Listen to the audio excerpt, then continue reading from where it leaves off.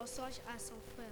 Puis somme 1. Heureux l'homme qui ne marche pas selon les conseils des méchants, qui ne s'arrête pas sur la voie des pécheurs, qui ne s'assied pas en compagnie des moqueurs, mais qui trouve son plaisir dans la loi de l'Éternel et qui la médite jour et nuit. Il est comme un arbre planté près d'un courant d'eau qui donne son fruit à sa saison. Et dans le feuillage, il ne s'en détourne point. Tout ce qu'il fait lui réussit. Il n'en est ainsi des méchants le jour du jugement. Ils sont comme la paille que le vent disperse. C'est pourquoi des méchants ne résistent point le jour du jugement, ni des pécheurs dans l'assemblée des justes. Car l'Éternel connaît la voie des pécheurs et la voie des justes mène à la ruse. Que Dieu vous bénisse. Dieu vous bénisse. Nous allons commencer à changer un peu la symphonie.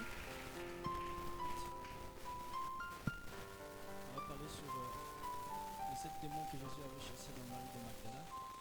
Shalom peuple de Dieu, je vais vous parler de 7 démons que Jésus avait chassés de Marie de Magdala.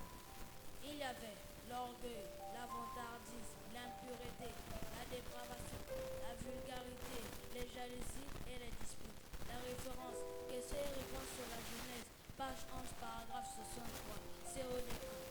Je vais aussi vous parler des 7 fêtes juives. Les 7 fêtes juives, il y a la fête des Pâques, la fête des pains sans levain, la fête des moissons, la fête de l'expiation, la fête de la terre agitée, la fête des trompettes et la fête des tabernacles. La référence, Lévitique 23. Que le Seigneur vous bénisse. On va essayer de changer un peu les symphonies. On va essayer de changer un peu les symphonies. On va passer au témoignage. Passer au témoignage. Lié au message du temps de la femme. Tu peux venir. C'est bon, tu peux venir. Tu peux venir rapporter.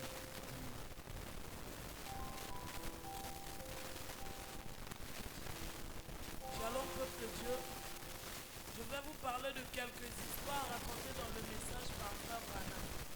Dans le message du révérend Branham, nous trouvons des histoires très très spirituelles qui nous augmentent la foi et nous stimulent à parfaire notre vie chrétienne.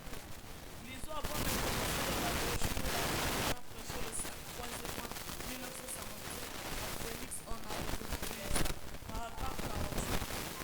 Pouvez-vous imaginer mes frères cette petite histoire toute simple? Combien je pourrais vous en raconter des choses que je sais qu'il a faites et qui vous fera sursauter. Ma vie a été mystérieuse, c'est vrai, les gens ne le comprennent pas, mais cela a été ainsi afin que je l'aime. C'est ainsi donc que nous avons sélectionné une petite histoire ce matin à vous raconter. Nous espérons que vous apprécierez. Ma petite histoire de ce matin est intitulée « L'amour d'un animal a emmené l'obéissance totale d'un homme ». J'aimerais s'il vous plaît que vous puissiez ouvrir grandement vos oreilles et disposer vos esprits afin de bien saisir ce que je vais vous raconter. Remarquez, et j'ai fait la connaissance d'un chasseur là-bas, et j'ai fait cela beaucoup de fois, et j'ai quitté. J'ai emmené beaucoup et beaucoup de rudes cow-boys à Christ, en allant avec eux dans les bois. Et cet homme-là était le chasseur le plus cruel que j'ai jamais rencontré. Il ne tirait que sur des faons. Et il tira une douzaine par année s'il pouvait en trouver. Je lui ai dit, Burt, ce n'est pas correct. Tu ne devrais pas faire cela. Tu as un cœur insensible. Il a dit, ah prédicateur, tu n'es qu'un simple peureux. Il a dit, les prédicateurs sont vraiment des peureux. Je lui ai dit, Burt, mais il y a beaucoup de ces gros et vieux animaux mâles sur lesquels la loi te permet de tirer. Mais tirer sur ces pauvres femmes et tout le reste, c'est pas correct. Il a dit, ah va-t'en, espèce de prédicateur mou.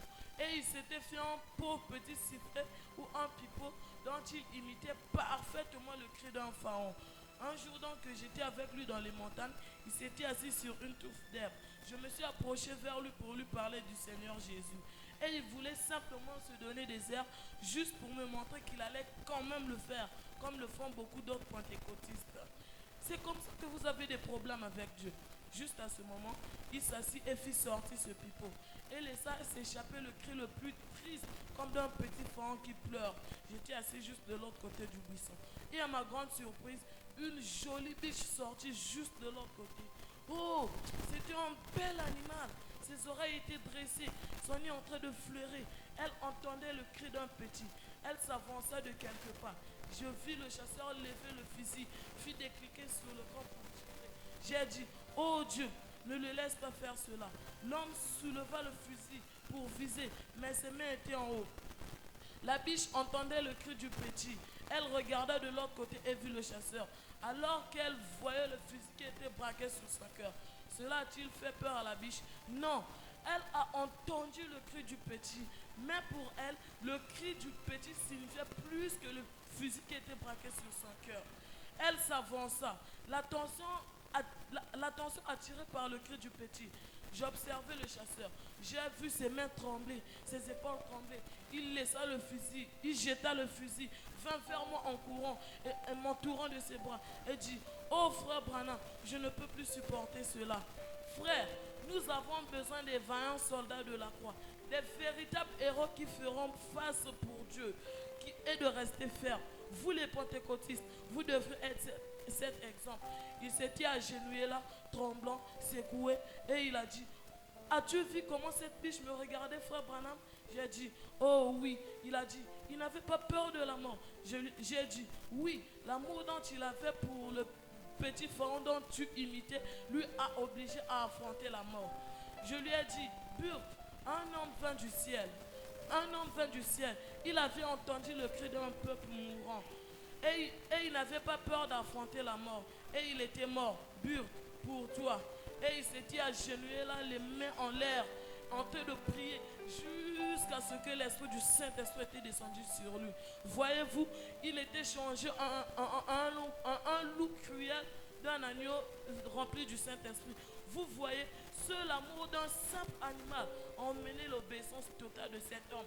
Et il était sauvé. Cette histoire a été tirée dans la brochure L'agneau et la colombe, prêché le 17 9e mois 1956 à Los Angeles, du paragraphe 24 jusqu'au 27e. Que le Seigneur vous bénisse.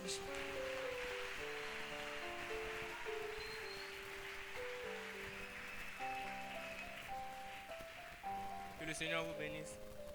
Je vais vous raconter un témoignage du frère Branham qui s'intitule Le frère Branham et le vieil homme mexicain noir. Juste avant d'entrer dans notre témoignage, j'aimerais que vous saisissiez cette citation.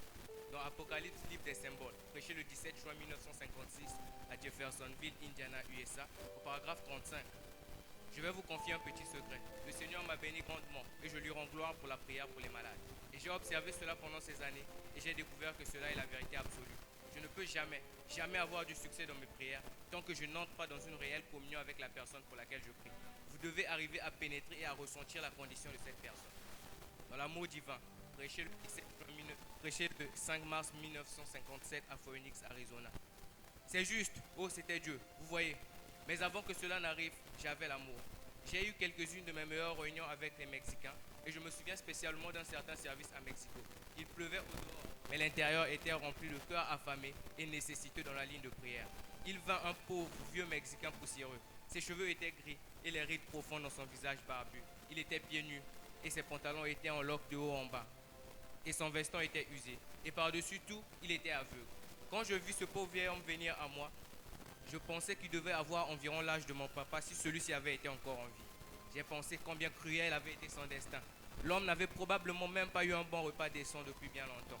J'ai pensé lui donner mes chaussures. J'ai placé mon pied à côté du sien, mais j'ai remarqué que mes chaussures ne lui iraient pas. J'ai pensé lui donner mon veston. Regardant à ses épaules, j'ai remarqué qu'il était beaucoup plus large que moi. Alors je me suis mis à penser. Mes chaussures ne peuvent pas l'aider, mon veston ne l'aiderait pas. Et la seule chose que je puisse faire pour lui est de partager sa propre souffrance avec lui.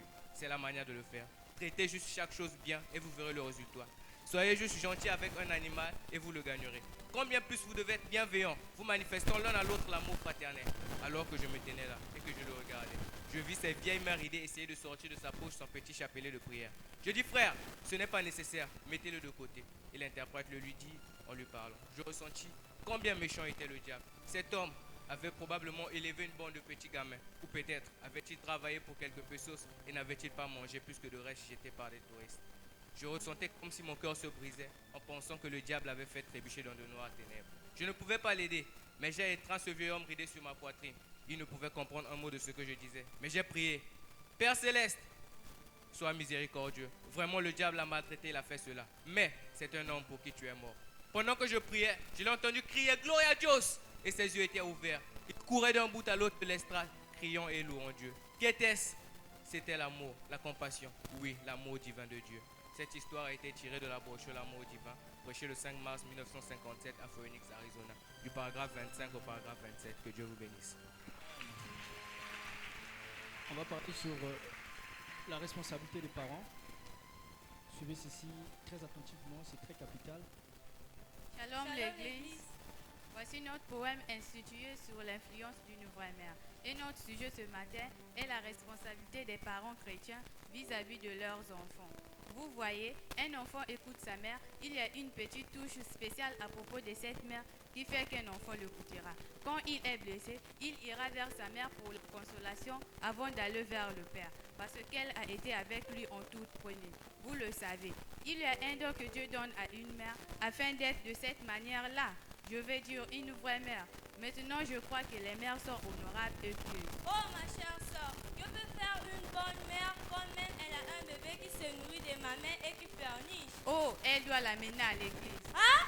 Quoi? À l'église? Mais il va déranger par ses pleurs l'église du Dieu vivant. Oh, non, ma soeur. Une vraie mère veut emmener son bébé à l'église et c'est la bonne chose à faire. Dieu le frère Branham. Alléluia! Je m'incline, car le prophète est le porte-parole de Dieu. Prenez besoin de discuter avec ce qu'il dit. Mais quelle est donc la chose à faire pour qu'elle ne soit pas semblable à ce vieux dicton qui dit « Il vous marche sur les pieds maintenant et sur le cœur plus tard ». Il faut qu'elle consacre ses enfants au Seigneur Jésus-Christ, car Jésus aime les petits enfants. Oh ma soeur, voyez-vous que c'est ça l'élément essentiel pour garder nos enfants hors du danger du diable, des choses négatives? Oui, assurément, car la Bible dit « Élève ton enfant sur la voie qu'il doit suivre, afin qu'il ne s'en détourne point quand il grandira. » Quoi de particulier a donc une mère? Oh mère, savez-vous que vous êtes prédicateur? Mais, ma bien-aimée soeur, c'est anormal pour une femme de prêcher. Et comment tu dis qu'elle est un prédicateur? Oh, mais c'est encore le prophète qui les déclare. Ah ça, il faut que tu me donnes la référence des Écritures. Regardez la brochure Le Sun du 1er septembre 1963,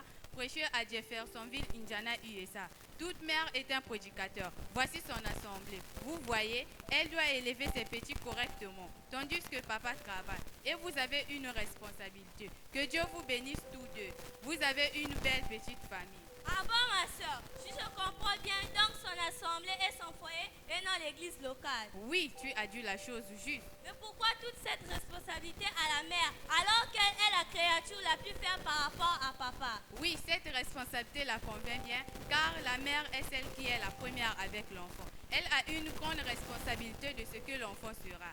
C'est basé sur la manière que la mère commencera avec l'enfant sur le sentier sur lequel il doit voyager. La mère a la responsabilité de la part de Dieu de placer cet enfant sur la bonne route. Et je pense que c'est pourquoi les mères ont une petite touche spéciale. Oh oui, je vois maintenant clair. Oh oui, ma soeur, à ton tour de parler si tu as retenu quelque chose de ce message du temps de la fin. Oh, mais je viens de comprendre que ce dont nous avons besoin aujourd'hui davantage, c'est des bons pères, des bonnes mères à l'ancienne mode, qui prient pour leurs enfants. Si nous avons cela, ce sera le plus grand soutien à ma connaissance pour éradiquer la délinquance juvénile.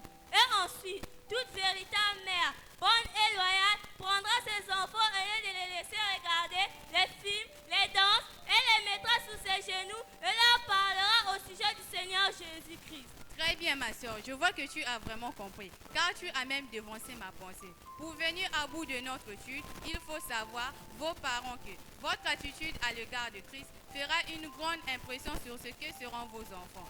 Votre vie que vous vivez devant votre famille fera impression sur ce que seront vos enfants. Parce que la Bible dit qu'il punirait l'iniquité des parents sur les enfants jusqu'à la 3e et la 4e génération. Et une mère qui ne prend pas soin de son enfant, qui ne le corrige pas, qui ne le fasse pas, qui ne le fait pas obéir, n'est pas une vraie mère pour lui.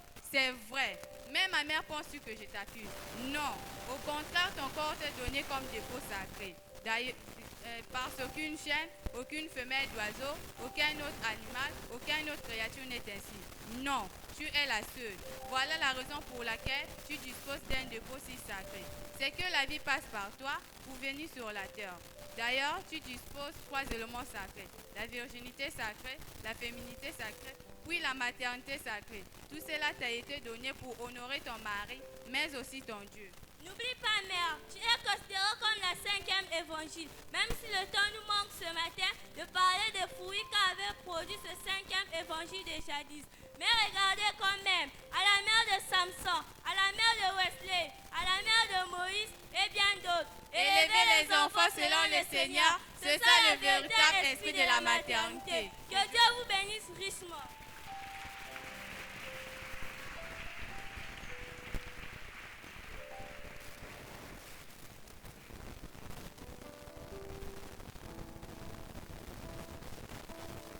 Le Seigneur vous bénisse. Rapidement. On va parler sur la vie des prophètes. Shalom peuple de Dieu, nous allons vous parler sur l'histoire de ma vie. Je suis né le 6 avril 1909, vers 5 heures du matin, dans une petite cabane, là-haut dans les montagnes du Kentucky, près du Bougainville. Quand j'étais né, ma mère avait 15 ans, mon père 18 ans. Ma mère c'est Ella Harvey, moitié indienne. Branham est mon père, Charles Branham. Lui est d'origine irlandaise. Mon père et ma mère n'allaient pas à l'église. Le jour où j'étais né, il y avait la colonne de feu et le rouge-gorge qui ont chanté. J'étais l'aîné de 8 frères et une sœur. Mon père est mort à 52 ans. J'ai eu ma première prophétie à l'âge de 3 ans. Tu vivras le nombre de n'importe d'une ville appelée New Albany. J'ai reçu mon premier message de l'ange à l'âge de 7 ans. Ne vois jamais le flux ni le son encore d'aucune façon. Quand j'ai un travail pour toi quand tu seras plus âgé. À l'âge de 14 ans, j'ai visité un séjour de mort suite à un accident mortel. À l'âge de 19 ans, je décidai de partir pour l'Ouest afin de travailler dans un ranch. Après, j'ai eu un emploi au service public de la compagnie du gaz de l'Indiana. De 1929 à 1932, j'ai livré 14 combats de boxe professionnels sans en perdre un seul. J'ai eu une grande intoxication par le gaz. Je me suis converti et reçu le salut en septembre 1928. En août 1932, je posais la première pierre pour la construction du Branham Tabernacle. Un dimanche matin, le 22 juin 1933, alors je m'apprêtais pour aller conduire une réunion au Masonic Âge de Miel, avenue de Jeffersonville. J'ai reçu 7 visions qui se succédèrent. La première fois que j'ai vu un démon chasser sans vision préliminaire, c'était dans la vie de Nelly Sanders. Je me suis mariée avec Hop Bombach le 22 juin 1934, à l'âge de 22 ans. Environ, elle fréquentait l'église missionnaire du révérend Davis. J'ai reçu le Saint-Esprit par un prédicateur pentecôtiste, William Joseph Seymour. J'ai reçu la visitation de l'ange le 7 mai 1946 et il m'a dit: Ne crains pas, je suis encore de la prochaine de Dieu Tout-Puissant. Pour te dire que dans les sens particuliers et ta vie incomprise, sauf indiquer que tu vas aller dans le monde entier, prier pour les malades. Si tu amènes les gens à te croire, si tu es sincère quand tu pries, rien ne restera à tes prières, même pas le concert. Tu prêcheras devant les multitudes et des milliers de gens de toutes les parties du monde viendront pour tes prières et recevoir les conseils. Tu prieras pour les rois, les autorités et les puissants. Tu prêcheras dans le monde entier. Les gens repartiront sans avoir plus honte. Tu te tiendras dans les salles bondées. Tu n'entendras de Jeffersonville deviendra un point central où les gens de toutes les parties du monde viendront pour tes prières et pour la délivrance. J'ai eu ma première campagne de guérison le 14 juin 1946 à Sainte-Louise. J'étais avec ma famille et 2 sœurs. Je priais pour 18 personnes ce soir-là. Résurrection d'un mort au cours de l'été 1946. J'ai été invité à Jonesboro, Arkansas, au Bible Hour Tabernacle. En juillet 1951, à Fort Wayne, Indiana, j'ai vu un piano jouer tout seul. Le grand médecin vient vers nous. Le 7 mai 1946, j'ai eu la visite de l'ange. C'est en 1946 que l'on a pris la première photographie de la lumière. Le 24 janvier 1950, soir à Houston, Texas, devant 8000 personnes venues, que l'on m'a filmé avec la colonne de feu sur la tête. C'est en 1950 dont j'ai prié pour le petit Irlandais Gary Oldman, écrasé fut ressuscité. C'est en la même année où j'ai aussi prié pour le roi George d'Angleterre. C'est en 19 septembre 1954 où j'ai relevé le défi de Bombay. C'est en décembre 1955 que j'ai eu la vision de la tente. C'est en juin 1959 qu'a eu lieu la première manifestation du 3e coup avec la résurrection du petit poisson. Le 8 octobre 1959 qu'a eu lieu la première création des écureuils en Indiana. Fin d'octobre 1959, j'ai encore vécu la création des écureuils en Indiana. Novembre 1959, j'ai vu Dieu dire pour la première fois de l'histoire du monde à T. White, monsieur, demande ce que tu veux. Le 21 décembre 1962, j'ai reçu la vision dramatique des 3 constellations. Janvier 1963, j'ai fait l'expérience de l'épée du roi à la montagne Sabignon Canyon. Le 28 février 1963, on a filmé la constellation des 7 anges sur Mont 107. En mars 1963, les sauts ont été réveillés. En juillet 1964, j'ai eu la vision de l'épouse. Le 18 décembre 1965, j'ai fait un accident de voiture. Je rentre à la maison le 24 décembre 1965 à 4h37. Que Dieu vous bénisse. Oh, waouh, quelle atmosphère. Nous avons reçu un vrai prophète. Et le message est tellement bénissant. Que le Seigneur le bénisse. On fait notre dernier élément, puis nous rentrons dans le service des chants. Rapidement. Bonjour mon ami. Bonjour. Ça fait belle lurette, n'est-ce pas? Effectivement, oui. Je sais que c'est dimanche, n'est-ce pas? Effectivement, quel plaisir de nous retrouver en ce jour de la résurrection. Mais en fait, dis-moi, qu'est-ce qui t'emmène vers moi à l'heure pareille? En fait, je sentais le désir de venir te voir, mais hélas, comprends. Ah quoi, c'est encore la tendance actuelle des Congolais. C'est le sport qui t'empêche de venir me voir, ça c'est sûr. Car les gens ont remplacé le jour de dimanche pour le sport au lieu de venir adorer le Créateur qui les a créés. Bon, c'est ça, mais pas tout à fait ça. Mais bien évidemment, les pauvres font de la même manière que les riches. Ah, ça c'est un faux débat. La plupart du temps, je remarque que lorsqu'on n'a pas trop de moyens, on est accroché à Dieu. Mais une fois que la situation sociale change, on s'écarte de Dieu. Et le jour de dimanche devient comme un jour de relax. Non, c'est pas bien du tout ça. C'est. Je sais. Tu veux en fait parler de l'ingratitude en quelque sorte Oui. à l'égard de Dieu. Mais pour ton information, laisse-moi te dire, il y a des boulots qui nous concèdent chose sur cette. Mais là n'est pas mon problème. Je crois que tu as. Oui, c'est cela, cher ami. Bon, passons un peu au saut, chéri. Tu sais, quand la Bible dit, voici qu'il est doué de créa pour le frère de demeurer ensemble. Car c'est là que l'Éternel envoie la bénédiction, la vie pour l'éternité. Psaume 133. Ça, c'est un langage propre pour branamiste. L'es-tu? Non, Attends, avec quel télé des je suis un catholique authentique, un protestant authentique, un pentecôtiste authentique, un baptisé du Saint-Esprit authentique. Personne, je te répète, personne ne peut nous dépasser ça. Mais pourquoi en fait?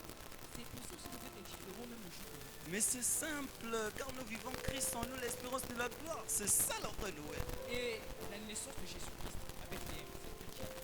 Ah, loin de là, nous croyons bien sûr que Jésus-Christ est né à Bethléem Ephrata. Mais aujourd'hui, ce même Jésus est revenu sous forme de la parole.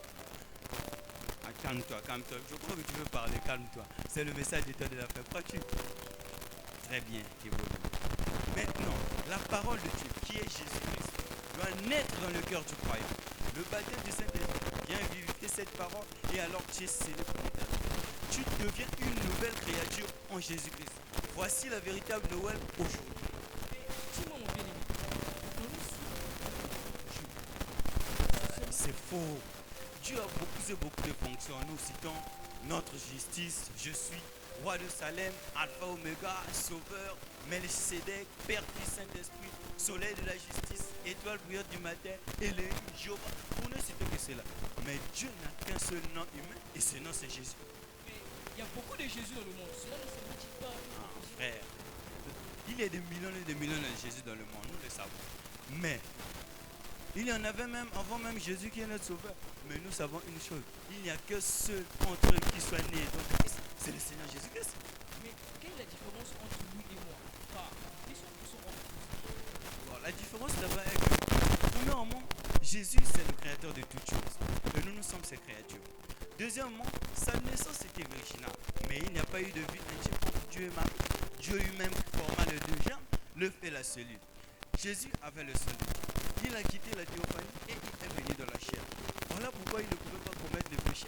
Il était la parole. Tandis que nous avons contourné notre théophanie et nous sommes tombés directement de la chair. Voilà pourquoi nous sommes des pécheurs, nés dans le péché, conçus dans l'iniquité, venant seulement préférant le mensonge, mais pas lui. Troisièmement, Jésus a reçu l'Esprit sans mesure. Il est l'unique et la seule personne qui a la capacité de recevoir toute la plénitude de la divinité en lui. Tu vois, Jésus est Dieu incarné. Le Père était envoilé en lui. Le Dieu invisible, Jéhovah, Elohim, a été rendu visible en Jésus-Christ. C'est pourquoi nous disons le Jéhovah de l'Ancien Testament, c'est Jésus-Christ dans le Nouveau Testament. C'est pourquoi mais tandis que nous avons reçu l'Esprit avec mesure, une portion de cet Esprit, la portion qui satisfait pleinement. Donc, si je comprends bien ce que tu dis, Melchizedek, Jésus-Christ, Jéhovah, n'est qu'une seule personne, mais qui change de fonction ou de titre. C'est exact. Melchizedek, c'est Jésus. Le Père, c'est Jésus-Christ. Elohim, c'est Jésus. Je suis, c'est Jésus. Ainsi de suite. Voilà pourquoi il disait aux pharisiens, avant qu'Abraham fût, moi je suis. Jean 8, 58. Et il disait à Philippe, celui qui m'a vu a vu le Père. Pourquoi dis-tu encore montre-nous le Père? Dans Jean 14, verset 9. Jésus-Christ est le Dieu véritable. 1 Jean 5, verset 20 à 21. Mais j'entends dire que Dieu est un vieillard assis sur son trône, barbu, armé d'une arme. Ça c'est un gros mensonge du diable, ça. Parce que la Bible déclare dans 2 Pierre 3, verset 8 que devant le Seigneur, un jour est comme 1000 ans. Et 1000 ans sont comme un jour.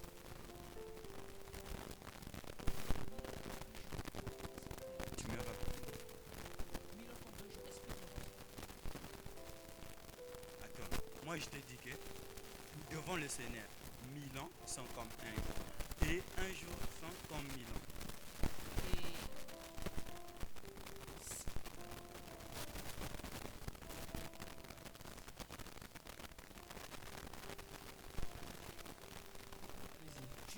Tu me racontes que 1000 ans est comme 6 jours. Je comprends pas en fait. C'est pourquoi je te dis que Dieu n'a pas d'âge. Parce que la Bible déclare dans Hébreux 13 que Jésus-Christ est le même hier, aujourd'hui et éternellement. C'est vrai ça? Oui, c'est vrai. As-tu des preuves pour le démontrer, frère? Certainement. 7 fils d'Adam, vécu pendant 900 ans. Adam, son père, vécu pendant 930 ans puis mourir. Métouchéla, le grand-père de Noé, vécu pendant 969 ans puis mourir. Et d'ailleurs, de tous les vivants, c'est Métouchéla qui a vécu plus longtemps. Donc, à part Métouchéla, personne n'a totalisé son âge. Personne n'a totalisé mon âge. Bien aimé, avec une telle réponse, je crois bien que l'incrédulité. Mais je me demandais, dans la discussion, comment se fait-il que toi, mon frère, un simple croyant, parvenez ainsi à classifier les Écritures? Mais je me demande, comment serait alors ton pasteur? Mais d'où tu puisses ce que tu racontes? C'est quoi ton secret? Mon secret. Voici mon secret. En ce temps de la fin, Dieu nous a envoyé un prophète selon Malachie 4, versets 5 à 6, pour accomplir Apocalypse 17, Zacharie 14, 7 et Luc 17, 30. Et Luc 17, verset 30. En révélant ainsi tous les mystères de la Genèse à l'Apocalypse, les 7 tonnerres, les 7 sceaux, le Fils de l'homme, la divinité suprême de la vérité, afin d'amener l'épouse à une foi parfaite, en vue de l'enlèvement qui est la promesse absolue et glorieuse de cet âge, pour échapper au jugement terrible qui va bientôt frapper la terre par un feu ardent. Je n'ai pu tout dire ici. Parce qu'avec tout ce que Dieu nous a révélé à travers son saint prophète William Marion Branham, je peux écrire un livre tout entier. Mais hélas, comme la Bible le dit au sujet de Jésus, qu'il avait fait beaucoup d'autres miracles qui ne sont pas relatés dans la Bible. En raison que la Bible sera un livre volumineux que le monde ne peut contenir. Oh my, je sens sa présence. Merci mon frère, pour cette glorieuse révélation. À l'instant même, je me suis résolu. Ton Dieu devient mon Dieu. Ton prophète devient mon prophète. Ton pasteur, et je répète bien, ton pasteur devient mon pasteur. Merci, bien-aimé, pour cette glorieuse révélation. Acclamons le Seigneur. C'est ici que nous mettons terme à notre cérémonie. Si cela vous a béni, faites un peu de bruit pour la grâce de Dieu. Si cela vous a béni, acclamez très fort. Wow.